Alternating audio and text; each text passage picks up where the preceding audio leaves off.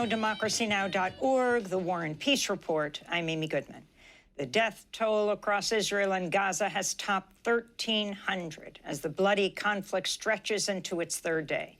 Israel today announced a total blockade on Gaza, including food, water, electricity, and fuel. On Sunday, Israel declared war on Hamas after Hamas fighters launched a surprise, coordinated attack on Israel Saturday.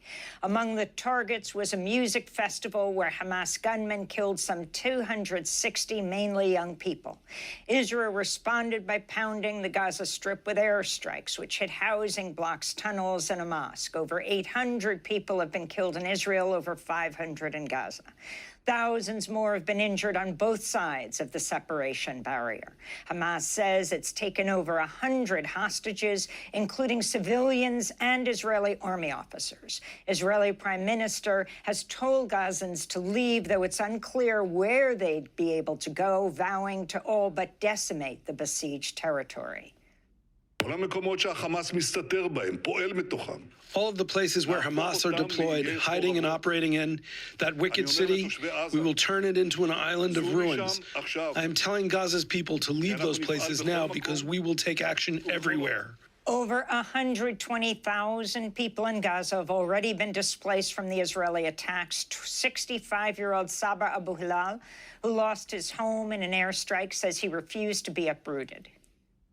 I am not the only one left out on the street. There are 17 other families in this area made homeless following this barbaric strike, which killed around 17 or 18 people. Several families are on the street and left without refuge. This is not the first displacement, and it's as if they are displacing the Palestinian people every now and then on purpose. There was the 1948 migration, and it was followed by similar waves of people leaving the country. Our children are also migrating, and now they are destroying homes over the heads of residents while they sleep without any warning or reason, with the aim to displace and destroy and to uproot them from this land. However, we refuse to be uprooted. We have firm roots in this land. The U.S. said it'll send more military aid and munitions to Israel already, the largest annual recipient of U.S. military funding. It'll also bring military ships and aircraft closer to Israel.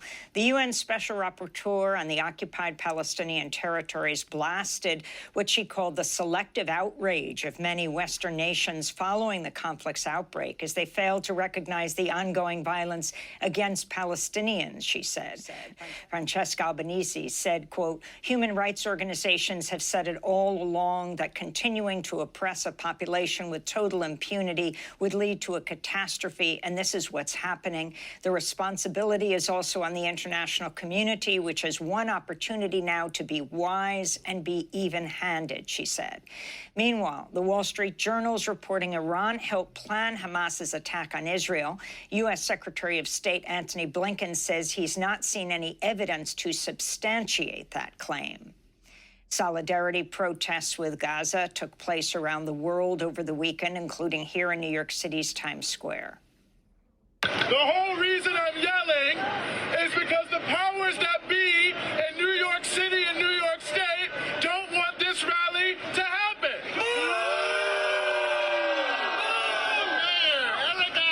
The mayor, Eric Adams, perhaps the police chief.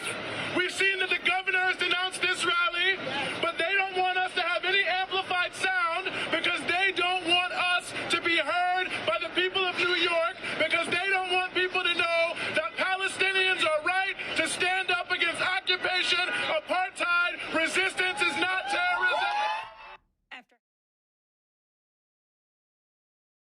Sprecher des US-Außenministeriums äußerte sich am Mittwoch in Washington unmissverständlich mit Kritik an den jüngsten Aussagen des israelischen Finanzministers im Zusammenhang mit der jüngsten Eskalation der Gewalt im Westjordanland.